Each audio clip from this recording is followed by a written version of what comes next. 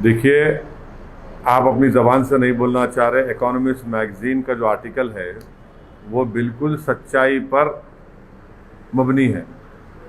Economist magazine ने ये लिखा है कि जो भी डेथ कोविड से हुई है उसको 6 टाइम्स मल्टीप्लाई कर लीजिए, और उसके जवाब में मिनिस्ट्री ऑफ हेल्थ का रिबटल ये आ रहा है कि वो जो इकोनॉमिस्ट मैगज़ीन ने जो मॉडल लिखा है जिसमें करीब 20 लाख के करीब लोगों की मौत सेकेंड वेव में हुई है, तो हेल्थ मिनिस्ट्री कहती है कि वो स्पेकुलेटिव है, मिस इन्फॉर्म्ड है।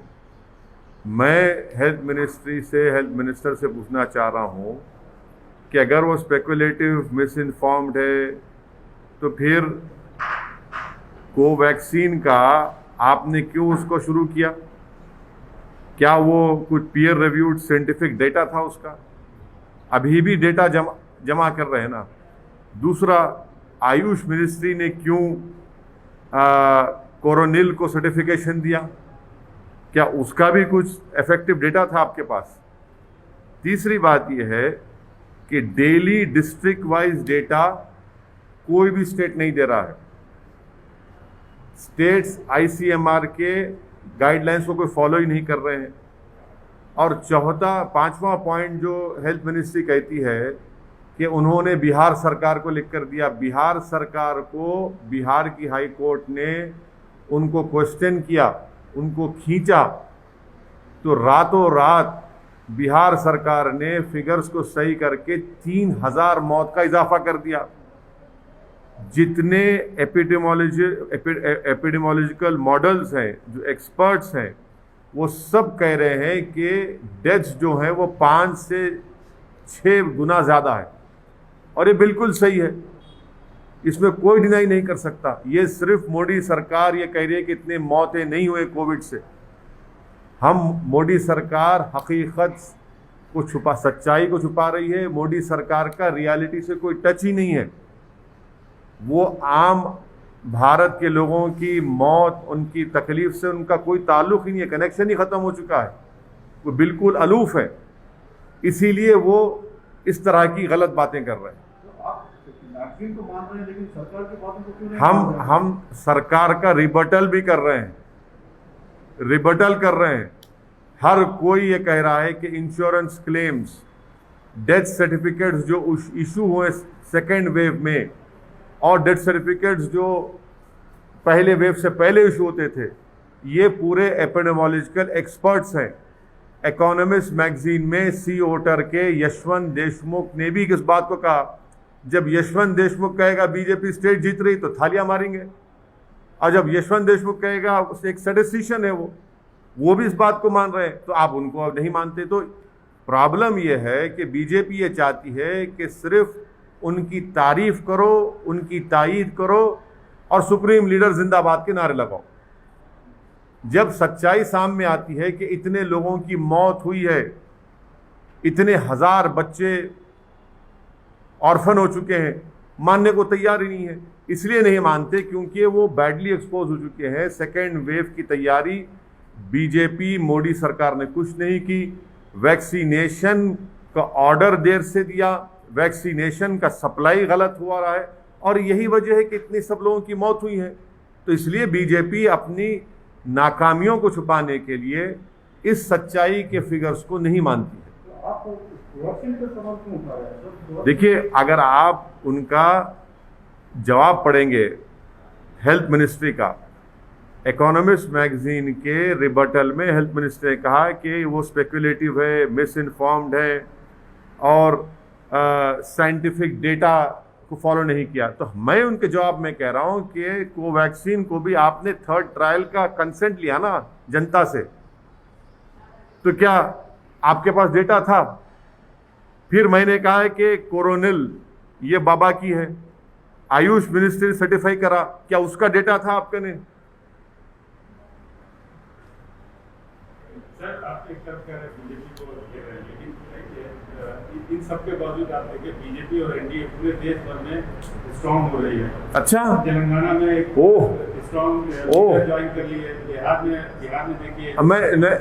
मैं लास्ट जो सुना था कि अकाली दल बीजेपी को छोड़ दी, सब पार्टियां इनको छोड़ रहे हैं, और खुद बिहार में उनकी जो एक सहयोगी पार्टी थी उनके खिलाफ लड़ा। लोगों की लाशों के मीनार लग रहे हैं, गंगा में लाशें बह रही हैं, ज़मीन से लाशें निकल रही हैं, और आप कह रहे हैं कि मजबूत हो रहे हैं। गरीब भारत का मर रहा है, और एनडीए अगर मजबूत हो रही है गरीब के मरने पर, तो फिर इस मजबूती का क्या फ़ायदा मेरे भाई? जब गरीब को दवा नहीं मिलती है, गरीब बेरोज़गार हो चुका है, खाने को खाना नहीं है, करोड़ों लोग बेरोज़गार हो चुके हैं, और इनकी तबाही और बर्बादी पर अगर एनडीए मजबूत हो रही है तो फिर इसको मजबूती कहेंगे आप? सर, ऐसा तो नहीं है कि अभी केंद्र सरकार ने हाल ही में प्रधानमंत्री मोदी ने भी कहा है कि वैक्सीन फ्री में देंगे। हाँ, ऐसा तो कर ही रहे ना सब। वैक्सीन फ्री में देंगे। कब देंगे? हम खाक हो जाएंगे तुमको खबर होने तक। हम खाक हो जाएंगे मोदी जी को खबर होने तक। कितने वैक्सीन आप देंगे जुलाई में? जुलाई में फ्रंट लाइन वर्कर्स को, स्टाफ को, और ओवर 45 जो एज के लोग हैं उनको 30 करोड़ वैक्सीन होना। आपने सुप्रीम कोर्ट को जो 9 मई को एफिडेविट दिया उसमें कह रहे हैं कि जुलाई में मोदी सरकार 13 करोड़ 20 लाख वैक्सीन देगी। अब ये एडिशनल 17 करोड़ क्या मोदी जी मैजिशियन है? ठीक है, आप लोगों की नज़र में वो बहुत बड़े गॉड भी हो सकते हैं, मगर वैक्सीन बनाने के लिए तो 3 महीने लगेंगे ना। आम फाट करने से तो नहीं आ जाएगा ना। ये वैक्सीन ऐसा है, आप भक्तों के लिए कह रहा हूँ कि टोपी से खरगोश निकालना आसान है, टोपी से फूल बनाना आसान है, मगर टोपी से ये नहीं निकलता वैक्सीन। वैक्सीन के लिए साइंटिस्ट को फैक्ट्री में बैठ के बनाना पड़ता है, उसके लिए पैसे देना पड़ता है, वो उन्होंने किया ही नहीं।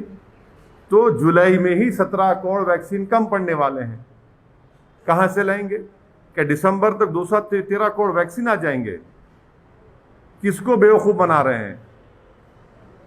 सर, बंगाल में भले बीजेपी सत्ता में नहीं आई, लेकिन वो उन्होंने अपनी मौजूदगी दर्ज कराई और स्ट्रॉन्ग अपोजिशन बन गया है। तो अब क्या लगता है तेलंगाना में जिस तरह से बीजेपी ज्वाइनिंग करा रही है यहाँ के मजबूत ओबीसी लीडर को, तो तेलंगाना में भी आपको लगता है कि मजबूत वो भी बीजेपी है उस तरह से? देखिए, ये नागार्जुना सागर का एक बाई इलेक्शन हुआ था ना, जमानत भी नहीं बचा पाए बीजेपी के लोग।